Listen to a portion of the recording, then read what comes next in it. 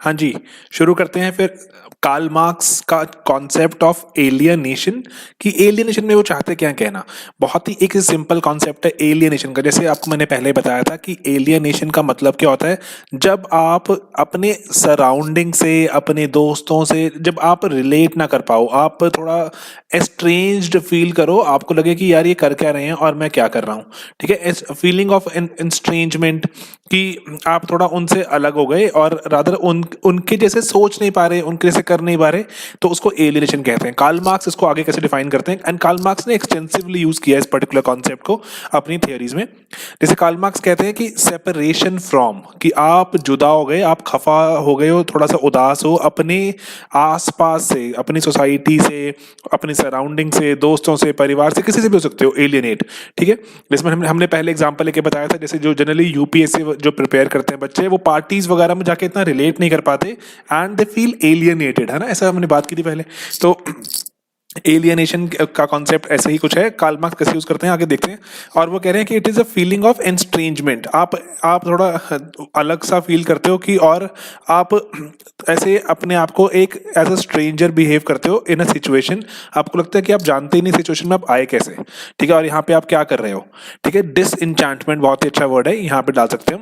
ठीक है, और उसके बाद ये कार्ल मार्क्स की जो थ्योरी है हमारी क्लास स्ट्रगल की, उसमें वो एलियनेशन के साथ उसको अगर हम रीड करें, कार्ल मार्क्स ने एलियनेशन अपनी अलग किताब है दास कैपिटल, उसमें डिस्कस किया, मैं आगे बताऊंगा। तो उसके साथ अगर क्लास स्ट्रगल एंड एलियनेशन दोनों को इकट्ठा जोड़कर देखें, तो कार्ल मार्क्स की थ्योरी काफी कंप्लीट नजर आती है, कि ये दो चीजें ही हैं, ये पर्टिकुलरली जो ड्राइव कर रही हैं कि कैपिटलिज्म के खिलाफ जो एक लड़ाई लड़ी जाएगी, तो वो लड़ाई में ये दो चीजें काफी इंपॉर्टेंट होने वाली हैं।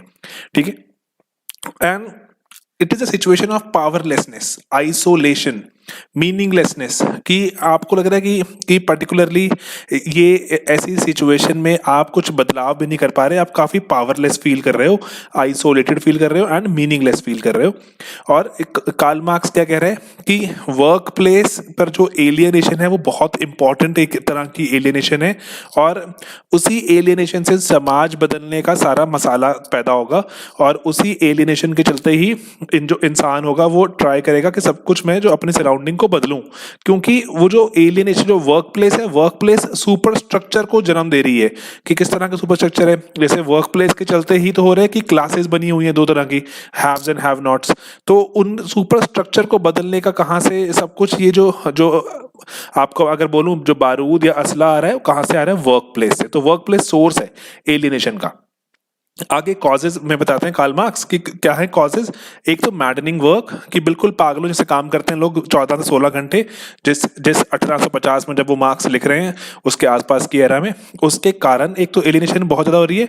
और एक बहुत इंपॉर्टेंट चीज़ क्या है, दो चीज़ें हैं बताएंगे, कि एक तो क्रिएटिविटी कहीं इंसान दिखा नहीं पा रहा, मशीनें काम कर रही हैं, मशीनें बनाती रहती हैं, प्रोसेस प्रोडक्ट चलता रहता है, इंसान बस उसमें कुछ ना कुछ उसके असिस्ट करता है मशीनों की मदद से। तो इंसान को कहीं क्रिएटिविटी नजर नहीं आती, तो इंसान एलियनेट हो जाता है कार्ल मार्क्स के हिसाब से। ठीक है, ये याद रखना दोनों बातें। आगे एलियनेशन के बारे में अगर और देखें, कार्ल मार्क्स का बहुत ही एक अच्छा एक कोट है, ये किताब है इनकी, वही इकोनॉमिक्स एंड पॉलिटिकल मैन्युस्क्रिप्ट्स, याद हो जाए तो अच्छी बात है। तो वहां पे कार्ल मार्क्स क्या बोलते हैं, इन बुर्जुआ सोसाइटी, बुर्जुआ मतलब capitalist society, capital is independent, कि पैसा आजाद है, पैसे की इंडिविजुअलिटी भी है। Capital is independent and has individuality, while the living person, जो लेकिन वो कह रहे हैं जो जिंदा इंसान है वो डिपेंडेंट हो चुका है एंड उसकी कोई इंडिविजुअलिटी नहीं है। बहुत ही जबरदस्त कोट है, दोबारा पढ़ो, बहुत मजा आएगा आपको। ठीक है, पॉज करके यहाँ पढ़ लेना। Capital is independent and has individuality, while living person is dependent and has no individuality. Okay, और वो कह रहे हैं इतना एलियनेटिंग सिचुएशन है कि इंसान की कोई कदर नहीं है, सब कुछ सिर्फ कैपिटल या पैसा ही हो गया है। ठीक है, ओके। अब यहाँ पे कार्ल मार्क्स का कॉन्सेप्ट है बीइंग वर्सेस सोशल बीइंग, समझने की ट्राई करना, मैं आगे मैं समझाऊंगा उसमें लिख के भी, पहले एक बार इसको समझ लो क्या कह रहे हैं। बीइंग बोल रहे हैं कि ना इंसान का कुछ इनर सेल्फ भी होता है, जो बहुत ही क्रिएटिव सेल्फ है, इंसान उसमें बहुत ही क्रिएटिव होके काम करता है। जो सोशल बीइंग होता है, ये कहते हैं ये क्या है, ये कहते हैं ये सामाजिक बीइंग है, ये जो किस तरह की सोसाइटी चल रही है उसके हिसाब से बदलता रहता है। कहते हैं एंड कैपिटलिज्म में क्या हुआ है, सोशल बीइंग जो है वो काफी क्या है, सेल्फिश नेचर का है। वो जो कैपिटलिज्म में जो हम किस तरह से समाज में बिहेव करते हैं, वो हम क्या है, बहुत सेल्फिशली बिहेव करते हैं, सब कुछ अपने लिए इकट्ठा करना चाहते हैं, हमारे लिए, समाज के लिए या फिर किसी और को देने के लिए कुछ भी एक्स्ट्रा है ही नहीं। तो कार्ल मार्क्स ऐसा समझते हैं। तो वो कह रहे हैं कि ह्यूमन नेचर के दो एस्पेक्ट हैं, एक जो है वेरिएबल, एंड ये जिस तरह का मोड ऑफ प्रोडक्शन चल रहा होगा उसी के हिसाब से बदलता रहेगा, जिसको वो सोशल बीइंग बोलेंगे। एंड मार्क्स कह रहे हैं कि ये सोशल बीइंग है या सोशल कॉन्शियसनेस भी बोल सकते हो उसको आप, जो डिफाइन करती है कि किस तरह की सोसाइटी चल रही है, किस तरह का मोड ऑफ प्रोडक्शन चल रहा है, उसके हिसाब से इंसान की नेचर बदलती रहती है। एंड सेकेंड, दूसरा वाला जो है दैट इज योर बीइंग, ये फिक्स्ड एस्पेक्ट है। कह रहे क्योंकि ना कार्ल मार्क्स का जो कॉन्सेप्शन है ह्यूमन बीइंग की वो काफी अच्छी है। कार्ल मार्क्स कह रहे हैं कि अंदर से तो इंसान बहुत ही औसम चीज है, तो बस उसको समाज ने या जिस तरह का मोड ऑफ प्रोडक्शन चल रहा है उसके चलते वो बुरा हो जाता है। तो वो कह रहे हैं इसलिए ये जो एक फिक्स्ड चीज है इसको बीइंग कहते हैं। एंड और वो बोल रहे हैं ये बीइंग बहुत ही क्रिएटिव नेचर का है, ये जो बीइंग है ये बहुत ही क्रिएटिव नेचर का है, ये फ्री है, ये औरों की मदद चाहता है करना, लेकिन मोड ऑफ प्रोडक्शन जिस तरह का होगा उसके हिसाब से ढल जाएगा। सोशल बीइंग हावी हो जाता है कैपिटलिज्म में, एंड सोशल बीइंग हमारा कैसे कैपिटलिज्म में कैसा है, सेल्फिश। ये कार्ल मार्क्स लिखते भी हैं। ठीक है, अब ये बहुत ही एक जबरदस्त कोट है, ये प्लीज इसको ट्राई करना, हमने टेस्ट में भी पूछा है इसको और इसको एक्सप्लेन करने की ट्राई भी करोगे आप। It is not the consciousness of main that determines there existence.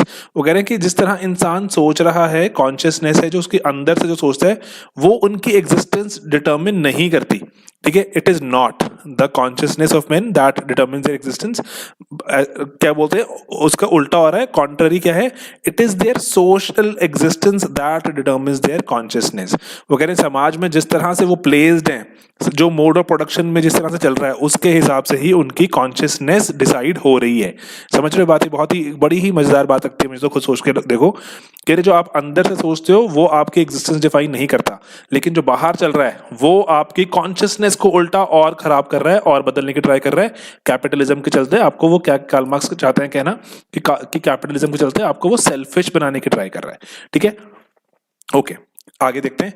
वो कह रहे हैं कि कम्युनिज्म में इसीलिए there will be no social being. Communism में सिर्फ और सिर्फ बीइंग होगा, इंसान आजाद होगा, क्रिएटिव होगा, उसको जो करना है वो करेगा।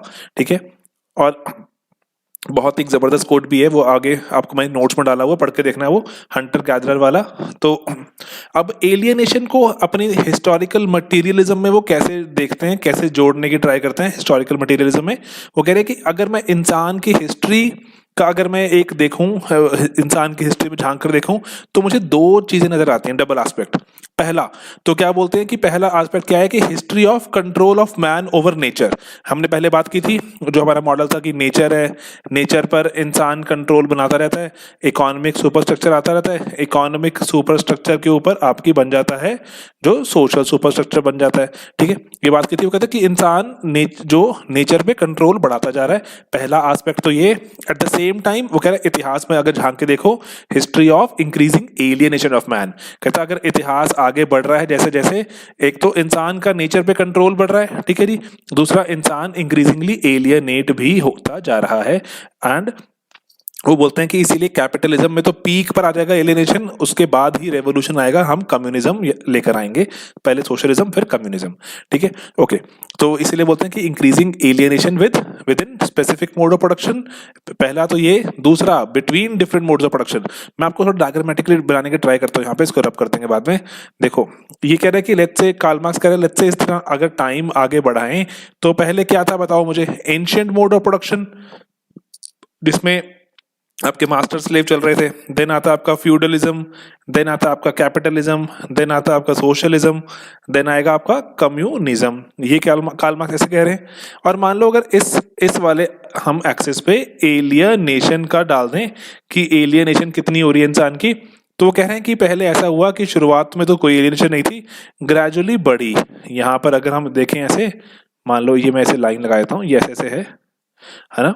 कहते हैं अगर हम देखें तो एक बार तो बढ़ी, फिर एक बार रेवोल्यूशन आएगा मास्टर स्लेव वाला, एक बार डिप हो जाएगी, सॉरी एक बार डिप हो जाएगी लेकिन फिर बढ़ेगी, है ना, फिर रेवोल्यूशन आएगा, फिर डिप हो जाएगी, लेकिन कहते फिर बढ़ेगी, ऐसे कहते। और ना कहते कैपिटलिज्म तो पीक पे आ जाएगी, कैपिटलिज्म में तो ये पीक पर आ जाएगी, उसके बाद ये डिप करनी शुरू होगी, फिर नहीं बढ़ेगी। एंड कम्युनिज्म के चलते चलते तो ये बिल्कुल ही जीरो हो जाएगी। एंड ये वाले 2 पॉइंट है हमारे, ये यही बता रहे हैं। यहाँ पर देखें, increasing alienation with in the specific mode of production. जब ये चल रहा था हमारा एंशिएंट एमओपी तो बढ़ती गई, है ना। लेट्स से अगर आप कैपिटलिज्म देखो, ये वाला जब चल रहा था तो एक बार थोड़ी डिप मारती है, फिर बढ़ जाती है ना। एक तो कहते हैं तो with in the specific MOP बढ़ती गई, एंड कहते हैं अगर मैं डिफरेंट एमओपी को भी कंपेयर करूं, उनमें बढ़ती गई। पहले लेवल ये आया था, फिर लेवल ये आ गया, फिर लेवल ये आ गया, ये with in and between different दोनों में ही एलियनेशन बढ़ती जा रही है। कार्ल मार्क्स ऐसा समझते हैं। अगर आप ये डायग्राम बना दोगे तब भी बहुत ही अच्छी बात है। ये किसी बुक में नहीं गिवन, हमने खुद से ही एक इंटरप्रेटेटिव हमने ये बना दिया, ठीक है। आप ये पूरा लिख देना। यहाँ पे एंशिएंट मोड ऑफ प्रोडक्शन है, फ्यूडलिज्म, कैपिटलिज्म, सोशलिज्म, कम्युनिज्म, ठीक है। कम्युनिज्म में it will start touching zero, कि एलियनेट नहीं होगा इंसान। कार्ल मार्क्स ऐसा समझते हैं। आगे अब किताब है इनकी जो सबसे वैसे फेमस वर्क है, जो दास कैपिटल, जो द कैपिटल बनता है इंग्लिश में, जर्मन में लिखे दास कैपिटल, सब कुछ जर्मन में लिखा है इन्होंने। In the chapter of fetishism of commodities, ये एक चैप्टर है उसमें, फेटिशिज्म ऑफ कमोडिटीज। ये एक्सप्लेन करते हैं कि एलियनेशन हो जाएगी इंडस्ट्रियल सोसाइटी में बहुत ज्यादा। बहुत ही इंपॉर्टेंट पॉइंट है यहाँ पे, ये याद रखना है आपने, पेपर में लिख के भी आना है। वो कह रहे हैं उसमें 4 टाइप्स ऑफ एलियनेशन है हमारी कैपिटलिस्ट सोसाइटी में। 4 तरह की एलियनेशन है, बहुत ही ईजी टू रिमेंबर। मैं बताता हूँ कौन सी। पहला बोलते हैं प्रोसेस से, आप एलियनेट हो जाओगे प्रोसेस से। कैसे कहते हैं? मशीन्स। इनएनिमेट सोर्स का मतलब होता है कि बिजली से काम हो रहा है, जनरली कोई किसी की जान नहीं लग रही, बिजली काम मशीनें चला रही है। Inanimate source of energy, machines, ये सभी कुछ काम कर रहे हैं, जो प्रोडक्शन पूरी प्री डिजाइंड है। वर्कर का कोई कंट्रोल नहीं है मशीनों वगैरह पर, तो कोई उसको क्रिएटिविटी फील नहीं होती, कोई ओनरशिप फील नहीं होती। तो इसीलिए प्रोसेस के कारण भी वो क्या होता है, एलियनेट हो जाता है वर्कर आपका। दूसरा कहते हैं एलियनेशन प्रोडक्ट से भी हो जाती है, क्योंकि कहते हैं हमने जो कितनी क्वांटिटी बनानी है, कितनी क्वालिटी का बनाना है, हम तो डिसाइड कर ही नहीं रहे, ये सारा तो कैपिटलिस्ट डिसाइड कर रहा है। एंड उसके बाद कहते हैं सबसे बड़ी बात तो क्या है, प्रोडक्ट बन गया, मार्केट में जाके वो उसको वर्कर को वो प्रोडक्ट परचेज भी करना पड़ता है। ऐसा नहीं है ना, जैसे लेट्स से अगर आप मारुति में जॉब करते हो, ऐसा नहीं है ना आपको मारुति फ्री मिल रही है सारी, जितनी मारुति खरीदनी खरीद लो, आपको थोड़ा डिस्काउंट मिल जाएगा 10%, 5%, लेकिन आपको अल्टीमेटली परचेज तो करनी पड़ेगी सेम चीज जो आपने बनाई थी अपने हाथों से। तो बोल रहे हैं कि आपको फीलिंग ही नहीं आती कि आपकी ओनरशिप ही नहीं है, आपने कुछ किया ही नहीं, आपका प्रोडक्ट ही नहीं है ये। तो पहले चीज तो होगी हमारी प्रोसेस से, दूसरी हो गई हमारी प्रोडक्ट से, एंड देन एलियनेशन हो जाती है जो फेलो वर्कर से हो रहेगी, क्योंकि किसी से इंटरैक्ट करने का वक्त नहीं है हमारे पास, तो फेलो वर्कर से हमारी एलियनेशन हो जाएगी। एंड चौथी है एलियनेशन किससे, खुद से। ये है सबसे ही डेंजरस लेवल। खुद से एलियनेशन कैसे होगी कि उसको कहते हैं इंसान को, वर्कर को अपनी ही एग्जिस्टेंस पे डाउट होना शुरू हो गया कि मैं कर क्या रहा हूँ जिंदगी में। बहुत सारे बच्चों को भी जिंदगी में शुरू होता है जब वो यूपीएससी की तैयारी करना शुरू करते हैं कर क्या रहे हैं, लेकिन अंत बहुत अच्छा है यूपीएससी का। अगर आप अफसर बनोगे तो यू विल रियलाइज कि बहुत ही आपके पास स्कोप है अच्छा करने का। चलो वापस आते हैं कार्ल मार्क्स पर। वो कहते हैं वर्कर डाउट करना शुरू करता है कि अपनी एग्जिस्टेंस पर, कहते हैं अपने लिए कोई टाइम नहीं है उसके पास, फैमिली से इंटरेक्ट करने का कोई वक्त नहीं है, सैलरी बहुत लो है, और कहने को तो he is free to sell his labour, लेकिन वो कह रहे हैं ये फ्रीडम भी है, ये धोखा है, इट इज डिसेप्टिव, क्योंकि इतनी ही मिनिमम सी सैलरी है कि बस सर्वाइवल होता है, सिर्फ गुजारा होता है, कुछ बचता नहीं है। ऐसा नहीं है कि मैं छुट्टी लेके कुछ काम कर लूं, नो। कहते इसीलिए खुद से भी वो मैडनिंग वर्क के चलते सेल्फ से भी हो जाएगा एलियनेट। तो 4 कौन से हुए, एक तो प्रोसेस से, दूसरा प्रोडक्ट बनाया उससे, तीसरा कार्ल मार्क्स लिखते हैं अपने पड़ोसी जो दोस्तों से, फेलो वर्कर से, चौथा कहते हैं खुद से नाराज हो गया। तो इसलिए एलियनेशन 4 लेवल पे हो जाएगी। एंड कहते हैं फाइनली जो इंसान का, वर्कर का, ही loses a sense of control over his own will, कि खुद पे ही कुछ अपनी मर्जी पे काबू नहीं रहा, जो चाह रहा है सिस्टम करवाना वो करता जा रहा है, सिस्टम ने इतना उसको मजबूर कर दिया है, गुजारे नहीं होते, तो जो सिस्टम करवा रहा है 18 घंटे काम, 16 घंटे काम उसको करना पड़ रहा है, क्योंकि कोई और ऑप्शन ही नहीं है। इसीलिए कहते हैं कि एलियनेशन पीक पे पहुंचेगी इसमें, एंड ट्रू रेवोल्यूशन इसीलिए कैपिटलिज्म में ही आएगा। एंड यहाँ बहुत ही एक और जबरदस्त कोट है, देखो कार्ल मार्क्स कोट से भरा हुआ है, कार्ल मार्क्स में हजारों कोट्स हैं, मैं तो सिर्फ कुछ ही लेके आऊँ आपके लिए। तो जैसे क्या लिखते हैं कि subject object relationships get inverted, कि subject object relationship get inverted, objects become subject masters. थोड़ा ठीक कर लेना इसको। Subject objects become subject masters. कितनी इंपॉर्टेंट, कितनी सही लाइन है। जैसे आपने अपनी लाइफ में फील करके देखो आप ये मोबाइल फोन पर, कि मोबाइल फोन आइडियली तो आप उसको कंट्रोल करते होने चाहिए, लेकिन हो क्या रहा है आज के एरा में, मोबाइल फोन आपको कंट्रोल कर रहा है। सब्जेक्ट ऑब्जेक्ट रिलेशनशिप बिल्कुल ही इन्वर्टेड है, बिल्कुल घूम गए।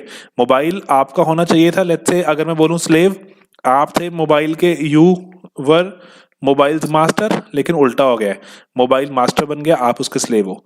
तो इसीलिए कार्ल मार्क्स भी ये 1850 में ऐसा बातें लिख गए कि किस तरह से कैपिटलिज्म के चलते ये रिलेशनशिप इन्वर्ट होने ही होने हैं।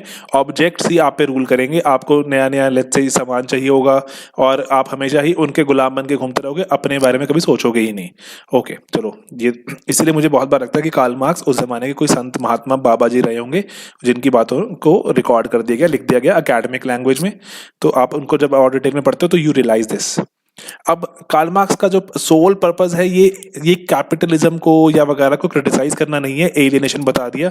उनका एक और जो स्ट्रॉन्ग पर्पस क्या है, वो है आजाद करवाना, वो है इमेंसिपेशन ऑफ ह्यूमन बीइंग्स। तो इसलिए वो कॉन्सेप्ट भी देखे जाएंगे एक और डी एलियनेशन का, कि किस तरह से हम एलियनेशन से छुटकारा भी पा सकते हैं, डी एलियनेशन। इसलिए बोल रहे हैं कि ना प्राइवेट प्रॉपर्टी खत्म कर देंगे। कैपिटलिज्म का सबसे जो इंपॉर्टेंट जो पॉइंट है, टेनेट बोले अगर, सबसे ही इंपॉर्टेंट जो टेनेट है वो क्या है, कैपिटलिज्म का प्राइवेट प्रॉपर्टी। इसके खिलाफ कार्ल मार्क्स ने बोला कि सोशलिज्म जब आएगा, सोशलिज्म में क्या होगा, कॉमन प्रॉपर्टी, सोसाइटी की प्रॉपर्टी होगी, private property will be abolished. ठीक है, वो कह रहे प्राइवेट प्रॉपर्टी जब तक नहीं जाएगी तब तक हम ये चीज मेरी ये हम में से भावनाएं नहीं जाने वाली।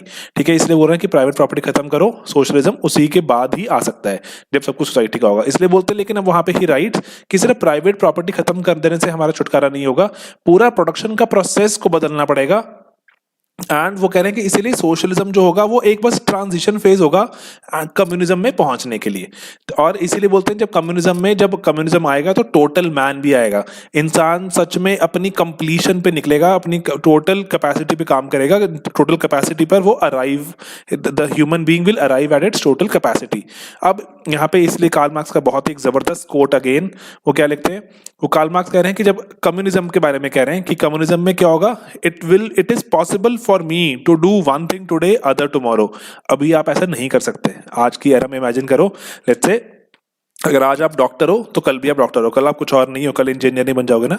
तो कह रहे लेकिन जब कम्युनिज्म आएगा आपके पास बहुत आजादी होगी, आपको ऐसा कुछ बंदिश नहीं होगी, आपका जो मन करेगा आप वो कर सकते हो सच में। एंड आपको सर्वाइवल की भी टेंशन नहीं होगी कि ऐसा मेरा गुजारा कैसे होगा। ठीक है, तो क्योंकि कहता है क्योंकि सभी लोग ग्रीड से ड्रिवन नहीं होंगे, आप सबकी मदद करोगे, सब आपकी मदद करेंगे। ऐसा कोई सोसाइटी इमेजिन करने की ट्राई करते हैं कार्ल मार्क्स। तो कह रहे हैं it is possible for me to do one thing today other tomorrow, to hunt in the morning. ये थोड़ी बहुत टाइपोग्राफिकल एरर हो गए, लेकिन आप समझो आगे। वो कह रहे हैं कि मैं सुबह हंटर हूँ, hunt in the morning, fish in the afternoon, rear cattle in the evening and to criticise after dinner. कि डिनर के बाद मैं फिलोसफी झाड़ूंगा, फिलोसफर बन जाऊंगा, क्रिटिसाइज करूंगा, तो इतना सब कुछ करूंगा। I have a mind, but without becoming a hunter, fisherman, herdsman and a critic। कहते बिना ये सब कुछ बने भी मैं सब कुछ बन सकता हूँ, कब, अगर मैं कम्युनिज्म में जब मैं पहुंच जाऊंगा। और कम्युनिज्म में टोटल मैन अराइव होगा जो सब कुछ कर सकता होगा, सब कुछ उसके करने की, क्योंकि क्रिएटिव है ह्यूमन बीइंग, अंदर से उसकी जो बीइंग क्रिएटिव है वो कुछ भी कर सकता है वो। ठीक है, कार्ल मार्क्स इसलिए बहुत ही एक यूटोपियन थिंकर है, यूटोपिया इमेजिन करने की ट्राई करते हैं कि जब ऐसा हो जाएगा कि ह्यूमन बीइंग सच में ही इतना औसम होगा, सब कुछ कर सकता होगा। तो अभी आज की एरा में हम इतने, हमारी आंखों पर कैपिटलिज्म का हम पर अगर कहीं रंग चढ़ा हुआ है, हम सच में देख नहीं पाते, हमारे जो ग्लासेस हैं वो कैपिटलिज्म से ग्रस्त है, हम सच में ये वाली चीजें इमेजिन नहीं कर पाते आज के एरा में। तो कार्ल मार्क्स का जब आप जितना जानोगे, जितना पढ़ते रहोगे, आपको किताबों में तो एटलीस्ट, थ्योरेटिकली तो कार्ल मार्क्स बेस्ट थिंकर नजर आएगा थ्योरी में। ठीक है, लेकिन प्रैक्टिस जब करने की बात करिए, प्रैक्टिस में बहुत ही मुश्किल रहा है, रशिया वगैरह में, चाइना में इमेजिन किया गया है, लेकिन जो कार्ल मार्क्स ने कहा था वैसा कुछ नहीं किया गया। वहां पे जो मार्क्सियन थे जितने भी, जैसे बाद में लेनिन और स्टालिन हुए, एंड उसके यहाँ पे चाइना में माओ वगैरह हुए, तो इन्होंने जो मार्क्स ने जो बताया था वो तो ऐसा डायरेक्टली नहीं किया, तो लेकिन हाँ उसको मोल्ड कर दिया काफ़ी ज़्यादा अपने हिसाब से। तो वो इसीलिए जब वो कहते हैं कि रशिया फेल हो गया तो वो कहते हैं कि कार्ल मार्क्स फेल हो गया। नहीं, कार्ल मार्क्स फेल नहीं हुआ, रशिया में कौन फेल हुए? मार्क्सिस्ट फेल हुए, मार्क्स को समझने वाले फेल हुए, मार्क्स फेल नहीं हुआ। मार्क्स अल्ट्रा यूटोपियन है, सबका भला चाहता है वो कार्ल मार्क्स। और कार्ल मार्क्स इसलिए बहुत ही मिसअंडरस्टूड है, कार्ल मार्क्स बहुत रेवोल्यूशनरी है। फॉर द लॉन्गेस्ट टाइम आपको पता है कि अगर आपके पास दुनिया में यूएस वगैरह में यूके में अगर आपके पास कार्ल मार्क्स से जुड़ी हुई कोई भी किताब होती थी आपको जेल हो जाती है, क्योंकि कार्ल मार्क्स रेवोल्यूशनरी है। और इंडिया में आपने सुना होगा कभी कानपुर कॉन्स्पिरेसी वगैरह, तो वो सभी क्या था कि वो कार्ल मार्क्स की बड़ी बातें डिस्कस करते हैं लोग, तो इसीलिए उनको जेल में डाल दिया गया था। तो ये पर्टिकुलर है। ये चलो आगे बढ़ते हैं। अब इसीलिए डी एलियनेशन का प्रोसेस क्या है? Reintegration of one's self with oneself. ठीक है, ये बहुत ही जबरदस्त लाइन है, वैसे काफी देखो पोएटिक सी लाइन है कि खुद को खुद से मिला दिया। ठीक है, oneself with oneself. Karl Marx पढ़ोगे तो कार्ल मार्क्स पोएट भी लगता है आपको, सच में लगता है कार्ल मार्क्स टोटल मैन तो था कि जो मन कर रहा वो कर रहा। इकोनॉमिक्स लिख दी, सब कुछ लिख दिया, जो पॉलिटिकल साइंस के बारे में इतना कुछ लिख दिया। ओके चलो, अब यहाँ पे डायलैक्टिकल मटेरियलिज्म की बात समझते हैं। वो कह रहे हैं डायलैक्टिक्स क्या होते हैं? दो तरह से डायलैक्टिक्स आप इमेजिन कर सकते हो। डायलैक्टिक्स पहला तो होता है कि as a method of discussion, की सवाल जवाब ना, मैं कुछ बोल रहा हूँ आप उसको जवाब दे रहे हो, आपका उसको मैं उससे कुछ एक्स्ट्रा सवाल पूछ रहा हूँ। तो डायलैक्टिक्स एक ऐसे वो कहते हैं, क्योंकि जब सवाल जवाब आप करके आगे बढ़ते हो, एक कोई क्वेश्चन एक कोई उसका आंसर, तो आप काफी प्रोग्रेस करते हो, नई चीजें डिस्कवर होती हैं एंड नए मीनिंग्स निकलते हैं, तो उससे वो कहते हैं सोसाइटी प्रोग्रेस भी करती है अगर ऐसा हो रहा है। एक तो है डायलैक्टिक्स ये वाला। दूसरा डायलैक्टिक्स क्या है? As a process of change, कि किस तरह से बदलाव किया जाए as a process of change. उसमें भी डायलैक्टिक्स की बात भी होती है कि आपने कोई आइडिया दिया जिसको लेट्स से बोलो थीसिस, उसके काउंटर में लेट्स से किसी ने आइडिया दे दिया जिसको कह सकते हैं एंटीथीसिस, है ना। आपने कोई आइडिया दिया, कोई थ्योरी दी, उसके उस पर किसी ने बिल्कुल उल्टी थ्योरी दे दी, एंटीथीसिस। दोनों में फिर आपने कुछ अच्छा जी हेलो हेलो दोस्ती दोस्ती कराई, कुछ नया निकल कर आएगा तो उसको कहेंगे हम सिंथेसिस, जो दोनों के फीचर्स लेकर आगे चलता होगा। कार्ल मार्क्स वगैरह सभी जो हीगल वगैरह सभी ऐसे ही मानते थे। अगर आप थोड़ा सा रिट्जर पढ़ोगे, रिट्जर में यू विल रियलाइज, रिट्जर में कुछ चैप्टर है शुरू में, आप उसको ढूंढो चैप्टर 1 के आसपास जहां पे कार्ल मार्क्स की बात की गई है, तो वहां थीसिस एंटीथेसिस एंड सिंथेसिस की बात दिखेगी आपको। तो इस तरह से कहते हैं सोसाइटी प्रोग्रेस करती गई है, नए नए आइडियाज इनकलकेट होते जाएंगे। तो इसको हटा देते हैं। का जो मार्क्स ने इसलिए हीगेलियन जो डायलेक्टिकल आइडियलिज्म था उसको थोड़ा सा चेंज करके मटेरियलिज्म पे डाल दिया। अगेन मैं आपको एक बात चाहता हूं समझाना बेसिक से, आइडियलिज्म और मटेरियलिज्म हमने पहले ही बात की थी, मैं क्विकली रिवाइज करा रहा हूं आपको। आइडियलिज्म और मटेरियलिज्म में पहले मटेरियलिज्म अगर देख लो, मटेरियलिज्म क्या होता है कि मटेरियल सराउंडिंग, जो आपके आसपास जो चीजें आपको सराउंड करती हैं, चाहे चाहे वो फिजिकल हो जिनको आप छू सकते हो, है ना, चाहे वो फिजिकल हो या फिर आइडिया या फिर नॉन फिजिकल हो, है ना, नॉन फिजिकल। तो वो कह रहे हैं कि जो आपके आसपास की चीजें हैं वो आपको बदलती हैं, कि आपका जो मटेरियल सराउंडिंग है, फिजिकल नॉन फिजिकल, ये इंसान को, ह्यूमन को बदल देता है। ठीक है, this is the idea of materialism. ठीक है, जबकि आइडियलिज्म क्या कहते हैं? नहीं, ह्यूमंस के पास आइडिया है, ह्यूमन मीनिंग देगा मटेरियल को, कि इस मटेरियल को कैसे यूज करना है या कैसे शेप देनी है, इसको डिस्कार्ड करना है, इसको इवॉल्व करना है, ह्यूमन कर रहा है। तो ये किसका बेसिक सी अंडरस्टैंडिंग है? आइडियलिस्ट की। मटेरियलिस्ट एंड आइडियलिस्ट में समझ गए आप? मटेरियल ह्यूमंस को बदल रहा है, ये मटेरियलिस्ट समझते हैं, एंड ह्यूमंस के ideas are giving shape to material, ये आइडियलिस्ट समझते हैं। ठीक है, ये एक बेसिक सी अंडरस्टैंडिंग आप दिमाग में हमेशा रखना, आइडियलिस्ट एंड मटेरियलिस्ट। ठीक है, वो वाला मटेरियलिस्ट में समझना कि जब बोलते हो ना किसी को, बोलते हो बड़ा मटेरियलिस्ट आदमी है, वो वाला मटेरियलिस्ट क्या होता है? जिसको धन दौलत चाहिए होता है, वो वाला मटेरियलिस्ट अलग होता है। ये वाला थोड़ा सा डिफरेंट मीनिंग है मटेरियलिज्म का। ठीक है, ओके।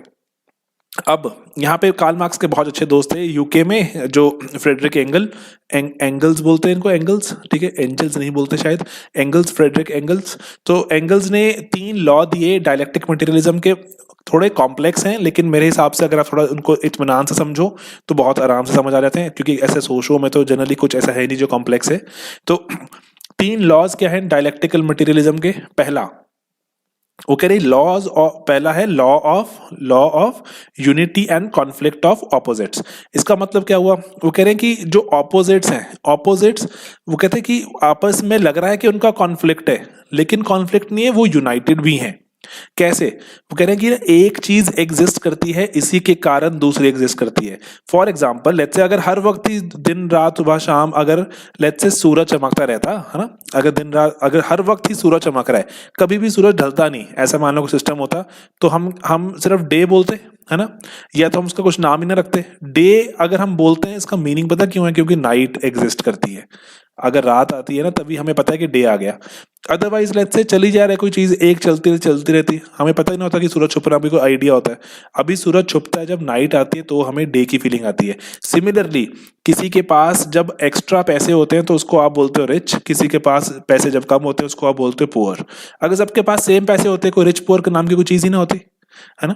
तो इसीलिए बोलते हैं कि ना दुनिया में ऑपोजिट्स अगर एग्जिस्ट करते हैं तो देयर इज अ रीजन, क्योंकि हाँ देखने में लगता है वो कॉन्फ्लिक्ट है उनमें आपस में, लेकिन उनमें यूनिटी भी है। वो दे इसको ऐसे कार्ल मार्क्स ऐसे अपने वर्ड में बोले तो क्या बोलते हैं, they presuppose each other. Presuppose, एक के कारण ही दूसरे की एग्जिस्टेंस है, अदरवाइज तो हम उनको पहचान ही ना पाते, देख ही ना पाते कि ऐसी कोई चीज भी है। दूसरा दूसरा बोलते हैं law of negation of negation. वो कह रहे हैं कि डायलेक्टिकल मटेरियलिज्म में थोड़ा सा कहते हैं, जब इतिहास में अगर हम झांक के देखा, आप कार्ल मार्क्स की बात ही करें तो कह रहे हैं पहले था आपके पास एंशिएंट मोड ऑफ प्रोडक्शन जिसमें मास्टर स्लेव थे, उसमें आपने बदला तो आपने फ्यूडलिज्म ले आए, है ना। उसके बाद आपने इसमें से छुटकारा पाया तो कैपिटलिज्म आ गया। तो कह रहे देखो हो क्या रहा है, कहते हैं इतिहास में झांक के देखो, एक बीमारी से छुटकारा पाने के लिए आपने कुछ उसको हटाया, दूसरी बीमारी मिल गई, इससे आपने छुटकारा डालने के लिए कुछ इलाज किया, तीसरी मिल गई। तो कहते हैं निगेशन ऑफ निगेशन ही होती जा रही है कि एक चीज को निगेट करने के लिए आप एफर्ट लगाते हो, दूसरी चीज आ जाती है, उसको निगेट करना पड़ता है। तो इसलिए निगेशन ऑफ निगेशन होती जा रही है। Capitalism will be end of it, capitalism will be end of negation, क्योंकि इसके बाद वो क्या बोलते हैं सोशलिज्म आएगा, एंड अल्टीमेटली यहां पर आपका जो प्रोसेस ऑफ एलियनेशन है वो डी एलियनेशन कंप्लीट हो जाएगी। एंड देन थर्ड अपना लास्ट है एस्पेक्ट, ये जो जनरली बच्चों को समझ नहीं आता, बहुत ही सिंपल है वैसे ये, अगेन वो बोलते हैं ट्रांजिशन ऑफ क्वांटिटी, क्वांटिटी समझते हो ना, quantity into quality. Quantity into quality का मतलब बहुत सिंपल मतलब है कि जैसे आपको मैं एग्जांपल से समझाता हूँ, जो कार्ल मार्क्स पे लिखते हैं, वो लिखते हैं कि जैसे जो वर्कर्स हैं, वर्कर्स को पता है कि उनके साथ कुछ बुरा हो रहा है। जैसे कहते हैं कि उनको पता है कि उनकी सैलरीज काफी लो हैं, है ना, और उनको पता है कि उनकी जो वर्किंग कंडीशंस हैं, working conditions they are not that good, कि लेट्स से साफ सफाई नहीं है और लाइट अच्छी नहीं है और कुछ खाने का सामान भी अच्छा नहीं मिलता, जो भी है ना, वेजेस भी कम है, कंडीशंस भी अच्छी नहीं है और वर्किंग आवर्स ज्यादा हैं, जो भी है ना। तो कह रहे हैं कि इसमें अब वो जब स्ट्राइक करते हैं, डिमांड करते हैं, क्या बोलते हैं, हमारी वेजेस बढ़ा दो, हमारी वर्किंग कंडीशंस इंप्रूव कर दो, यही बात करते हैं। तो कह रहे हैं कि you are only demanding quantity. कह रहे हैं एक दिन जब एलियनेशन इतनी बढ़ जाएगी, एलियनेशन इतनी बढ़ जाएगी, तो you will not demand change in quantity, कहते आप क्या करोगे, you will demand change in quality. आप बोलोगे ये सिस्टम ही नहीं चाहिए मुझे, कि मैं वर्कर आप ओनर, मुझे ये सिस्टम ही नहीं चाहिए, I want to let go of this system itself. Then you will कहते stop fighting for wages, working conditions, then you will start fighting for what, then you start fighting for system, change of system. तो इसको बोलते हैं कि transition हो जाता है gradually, पहले तो आप क्वांटिटी के लिए लड़ रहे होते हो, बट लेकिन एक दिन आप देन यू रियलाइज, जिसको कार्ल मार्क्स क्या बोलता है, ट्रू कॉन्शियसनेस, आप देन यू रियलाइज कि क्वांटिटी बदलने से कुछ नहीं होने वाला, क्वालिटी ही बदलनी पड़ेगी, हमें क्वालिटेटिव चेंजेस ही लाने पड़ेंगे। तो ये तीन जो एंगल्स के जो लॉज हैं, ये बताते हैं क्या, एलियनेशन से छुटकारा पाने के तरीके। ओके ठीक है। तो बाकी जो नोट्स में और बीच में जो गप्पे कहानियां थोड़ी सी और एक आधा डायलॉग और एक्स्ट्रा ऐड किया हुआ, बाकी ऐसा कुछ नहीं है कि कुछ हमने मिस कर दिया, तो ये चीजें हैं। लेकिन अगेन आई रिपीट, रिट्जर में हमारे पास कार्ल मार्क्स चैप्टर शुरू के चैप्टर्स में गिवन है, वो रिट्जर पढ़ना शुरू करो। एंड कुछ स्पेसिफिक क्वेश्चंस हैं जो मैं अपनी जो वहाँ पे ना जो टेस्ट में जो हमारे टेस्ट सीरीज चल रही है, उस स्पेसिफिक में कुछ क्वेश्चंस मैं चाहता हूँ डिस्कस करना। जैसे लेट्स से एक सिंपल सा क्वेश्चन होता है हमारे पास, अब तो आना बंद हो गया, पहले आता कि is failure of USSR depict does failure of USSR depict failure of marks, आप उसमें कुछ बात करते हो, ऐसे ऐसे छोटी छोटी चीज़ें होती हैं। और बाकी मार्क्स का क्या पॉइंट ऑफ व्यू रहा है कि रिलेशनशिप कैसे हमारे इन्वर्ट हो रहे हैं, एटसेट्रा एटसेट्रा, छोटी छोटी चीज़ें हम ये टेस्ट सीरीज में डिस्कस करते चलेंगे और वहाँ पे मैं आपको थोड़ा सा और इसके बारे में बता दूंगा। बाकी बाकी आप अगर रिट्जर पढ़ रहे हो अगर और आप इग्नू पढ़ रहे हो तो there is absolutely nothing that you are missing out on, सब कुछ हम कवर कर पा रहे हैं उससे। तो ये कार्ल मार्क्स हमने यहाँ पे कवर किया। बाकी क्योंकि मैं एक बार चाहता हूँ क्विकली रिमाइंड करवाना, हमने स्ट्रैटिफिकेशन जब पढ़ा था तो वहां पर भी कार्ल मार्क्स के बारे में बात की थी। कार्ल मार्क्स ने हमें थ्योरी दी थी स्ट्रैटिफिकेशन की, वहां पे हमने बात की थी। डेहरेनडॉर्फ के हमने पॉइंट पढ़े थे, वहां पे हमने वेबर भी कंपेयर किया था कि वेबर की डेफिनेशन क्लास की क्या होती है, मार्क्स की क्या होती है ना। हमने ये जो थिंकर जितने हम पढ़ते जा रहे हैं अभी तक, हम ये पहले इतनी जगह पढ़ चुके हैं। हमने पावर एंड पॉलिटिक्स वाले चैप्टर में भी कार्ल मार्क्स का जिक्र पढ़ा था। तो ऐसा नहीं है कि बिल्कुल आइसोलेशन में हमने कार्ल मार्क्स पढ़ना शुरू किया, उन वाले नोट्स में से भी आप कुछ कुछ सामान बोरो करोगे पेपर के अकॉर्डिंग, क्योंकि पेपर में जब सवाल आएगा तो आपको नहीं पता चलेगा ना कोई चैप्टर 5 स्ट्रैटिफिकेशन से आया है कि कार्ल मार्क्स से आया है। तो इसीलिए कहीं ना कहीं कार्ल मार्क्स का आइडिया थोड़ा तो दिमाग में कंसोलिडेटेड रखने पड़ेंगे आपको। और हमने बहुत ही अटेम्प्ट किया है कि चीज़ें जैसे एज फार एज पॉसिबल अलग अलग रहें, लेकिन स्टिल पेपर जब बनाते हैं वो सेट करते हैं तो कहीं ना कहीं इंटरमिंगलिंग करते हैं वो क्वेश्चंस की। तो इतना लेकिन नहीं होता, आपको काफ़ी क्लियर कट पता होगा, नोट्स पे हमारे स्ट्रीमलाइंड ही चल रहे हैं। तो बस ठीक है, तो अगला नेक्स्ट चैप्टर शुरू करेंगे हम एमाइल डर्कहाइम। अपना कल हमारा डर्कहाइम का लेक्चर आ जाएगा नंबर 1। तो मैं Durkheim is a very huge long thinker, मेरे हिसाब से सबसे लंबा थिंकर जो कवर करने में डर्कहाइम होता है। तो मैं ट्राई करूंगा बहुत ही रैपिडली कवर करने के डर्कहाइम को। तो बस आशा चलने की ट्राई करना, पढ़ते रहो, अब शुरू हो गया काफ़ी प्रोसेस तेज़। ठीक है दोस्तों, मिलेंगे जल्दी ही, थैंक यू।